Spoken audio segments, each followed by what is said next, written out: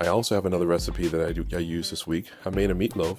I took half of a onion, diced it into relatively small pieces, and I sauteed it on a saucepan with butter and olive oil.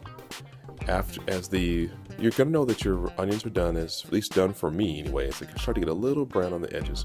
If your kids or yourself don't like your brown onions, feel free to saute them just before they start to turn brown, and you can take them all. I like them a little browner. It gives a little bit more caramelization, a little bit more crispy taste. On top of my onions, before they got done, I took some tomatoes, diced them into smaller pieces, and then I added that within the saucepan as well. Began to saute them all together.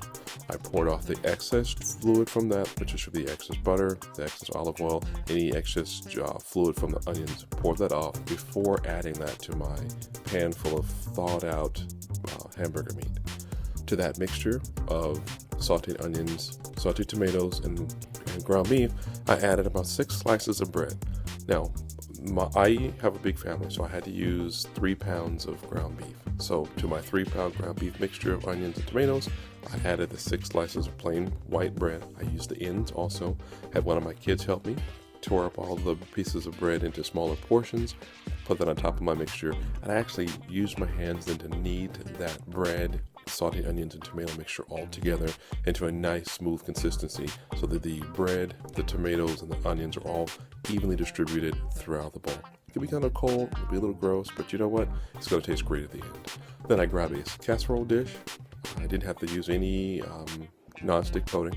I took out all of the mixture of my meat, onions, and tomatoes, formed a nice little log type of shape in my casserole dish, put it in the oven, baked it at 400 degrees for about 35 minutes. You're also going to know when it's ready.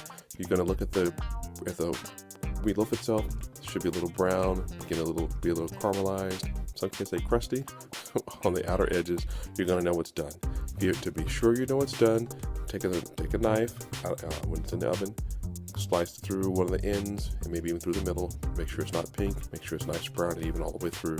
Then you also have a dish for the rest of the week. I cooked my chili chicken which I gave you in the last video, and my meatloaf at the same time, largely because I wanted to have something frozen so I could have easy meals to unthaw and warm up throughout the week. Alright guys, have a great day. Continue to make it work.